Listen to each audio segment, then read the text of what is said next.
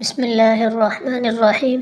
مولانا روم رحمہ اللہ سے 5 سوال پوچھے گئے۔ مولانا روم رحمہ اللہ کے جواب غور طلب ہیں۔ سوال نمبر 1، خوف کس شے کا نام ہے؟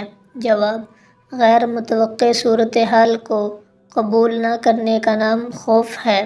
اگر ہم غیر متوقع کو قبول کر لیں تو وہ ایک مہم جوئی میں تبدیل ہو جاتا ہے۔ سوال نمبر 2، حسد کسے کہتے ہیں؟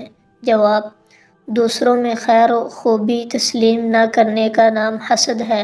اگر اس خوبی کو تسلیم کر لیں تو یہ رشک اور کشف یعنی حوصلہ افزائی بن کر ہمارے اندر آگے بڑھنے کا جذبہ پیدا کرتا ہے۔ سوال نمبر 3، غصہ کس بلا کا نام ہے؟ جواب، جو امر ہمارے قابو سے باہر ہو جائے اسے تسلیم نہ کرنے کا نام غصہ ہے۔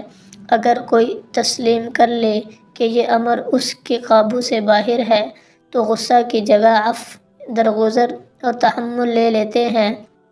سوال نمبر 4، نفرت کسے کہتے ہیں؟ جواب، کسی شخص کو جیسا وہ ہے ویسا تسلیم نہ کرنے کا نام نفرت ہے۔ اگر ہم غیر مشروط طور پر اسے تسلیم کر لیں تو یہ محبت میں تبدیل ہو سکتا ہے۔ سوال نمبر 5، زہر کسے کہتے ہیں؟